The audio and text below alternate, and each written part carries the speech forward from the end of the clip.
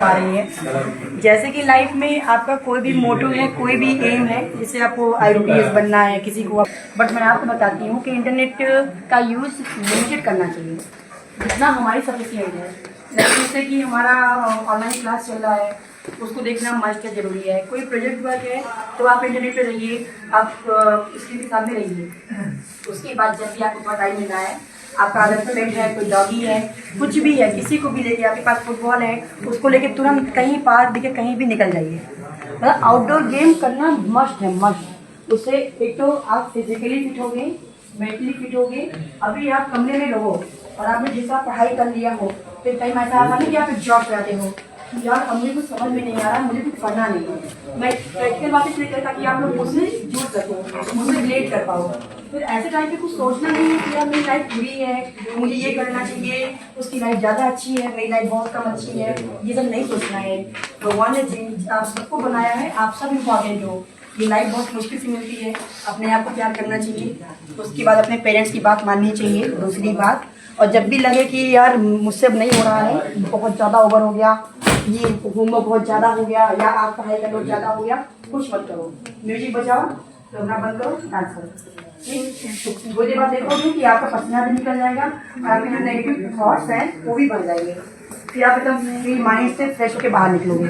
और वो नहीं समझ में आ रहा है तो एक ही रास्ता है, बाहर निकलो, पार्क में घूम के आओ, दोस्तों के साथ घूम के आओ, सब कुछ करो, लेकिन अपने से प्यार करो। ये जो लाइफ मिलती है एक ही बार मिलती है, बार बार नहीं मिलती है और बहुत मुश्किल से मिलती है। तो love your self, respect your self, खुद को प्यार करो। आप लोग ब्लेस्ड हो कि आप लोग इंसान, मतलब बना भगवान ने हमको इंसान, हो सकता है कि हम लोग एनिमल भी बन सकते थे, इंसेक्ट भी बन सकते थे, लेकिन हमको भगवान ने क्या बनाया, इंसान बनाया। उस चीज़ की रिस्पेक्ट करनी है, खुद से प्यार करना है। मैं आप सबसे बोल रही हूँ कि अगर आप लोगों के अंदर कभी भी नेगेटिव थॉट्स आ रहे हैं तो अपने किसी सबसे अच्छे दोस्त से शेयर करिए अपनी बात, जो भी बातें हैं।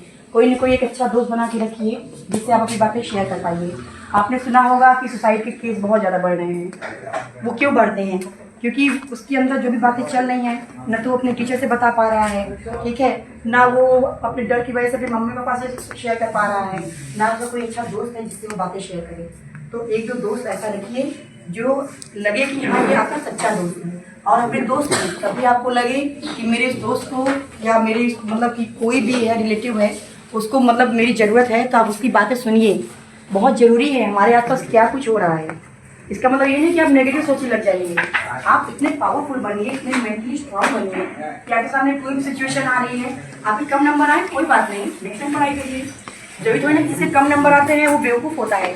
हो सकता है कि आपने जो क्वेश्चन आया, आपने वो क्वेश्चन पढ़ा ही नहीं है, आपने कोई और चैप्टर तैयार करके आ गया, कोई और चैप्टर से आ गया। तो कुछ परेशान नहीं होना है।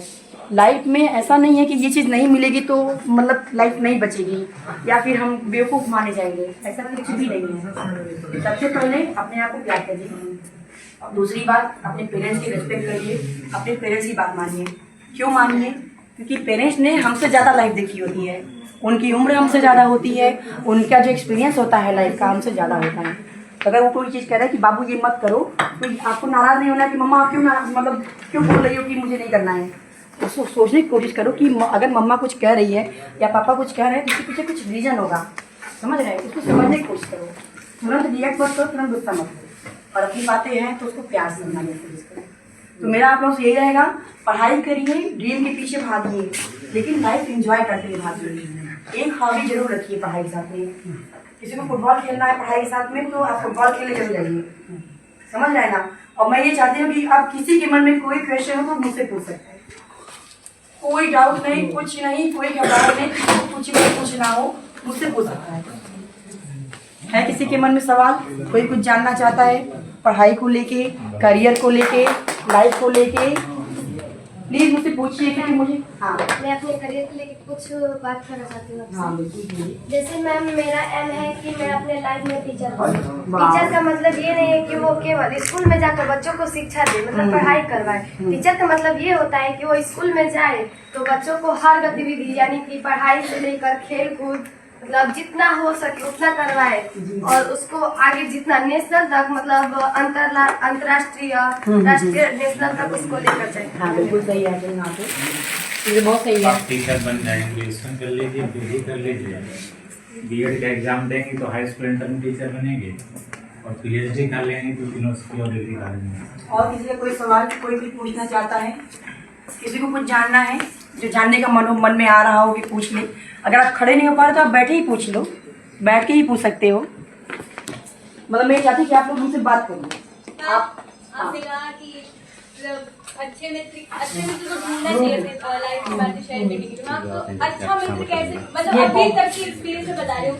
प्रीवियस ये मेरा नहीं स्कूल है इस साल, अभी तक मेरे पास कोई अच्छा मित्र नहीं जिससे मैं अपनी बातें शेयर करूँ। मतलब अपनी पेरेंट्स से मैं हर बात बताती हूँ, बट कुछ बातें ऐसी होती है मैं नहीं बोल पाती, नहीं करती। अच्छे मित्र की खोज कैसे करती? कोई बात नहीं, अगर आपके पास अभी अच्छे मित्र नहीं है तो आज नहीं कल मिल जाएंगे। आपने बोला ना कि आप अपनी सारी बातें अपने पेरेंट्स से शेयर करती हैं, अपनी मदर से शेयर करती होंगी, तो पेरेंट्स से और मदर से अच्छा दोस्त कोई होता ही नहीं है। हाँ, तो जैसे मैम देखिए हमारे मम्मी पापा हमसे थोड़ा एल्डर होते हैं, हाँ। वैसे कुछ हिचकिचाहट पड़ जाती जी, है हाँ, और टीचर से भी होता है, बट जो हमारे एज के होते हैं हमसे मतलब अच्छे से घुल मिल जाते हैं, तो अच्छे मित्र की खोज कैसे करते हैं ये किसी को बहुत जज मत करो, है ना। जैसे मान लो किसी के अंदर कोई बैड क्वालिटी है या तुम्हें उसकी वो आदत नहीं पसंद है, लेकिन बाकी आदतें अच्छी हैं।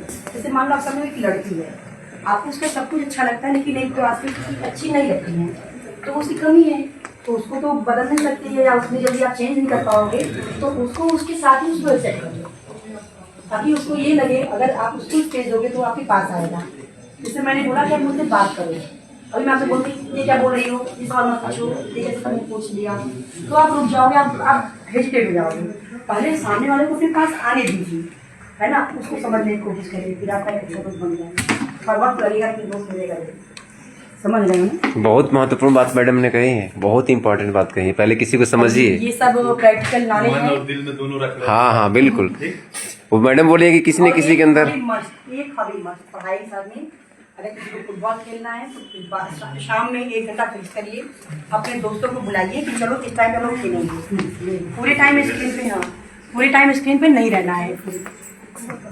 क्या इसे लीजिए। और किसी का कुछ और कोई जानना चाहता है? कोई बात नहीं। यहाँ इतने सारे बच्चे हैं, सवाल सिर्फ 2 लोगों ने पूछा। डरो नहीं।